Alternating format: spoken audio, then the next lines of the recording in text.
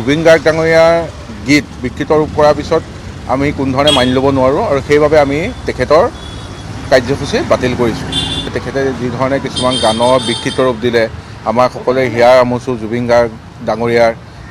গীত বিকৃত ৰূপত তেওঁ যি পৰিৱেশন কৰিলে, তাৰপিছত আমি গোলাঘাটবাসী ৰাইজ হিচাপে গোলাঘাট কেন্দ্ৰীয় ৰঙালী বিহু সন্মিলনে তেখেতৰ লগত চুক্তি বাতিল কৰিছোঁ আৰু অহা 30 এপ্ৰিল তাৰিখে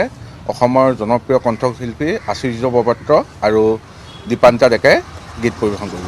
মানে কথাটো এনেকুৱা ধৰণৰ, তেখেতসকলে যি ধৰণে তেওঁ কালি মমিতা বিত্তই বিকৃতৰূপে কৰিলে আৰু তাৰপিছত গোলাঘাটবাসী ৰাইজ আৰু বিশেষকৈ জুবিন গাৰ্গ ডাঙৰীয়াৰ গীত বিকৃত ৰূপ কৰাৰ পিছত আমি কোনো ধৰণে মানি ল'ব নোৱাৰোঁ আৰু সেইবাবে আমি তেখেতৰ কাৰ্যসূচী বাতিল কৰিছোঁ। তেখেতৰ কাৰ্যসূচী অহা 30 এপ্ৰিল তাৰিখে আছিলে আৰু এতিয়া আমি আচুৰ্য বৰপাত্ৰ আৰু দীপাঞ্জা ডেকাই গীত পৰিৱেশন কৰিব অহা 30 এপ্ৰিল তাৰিখে।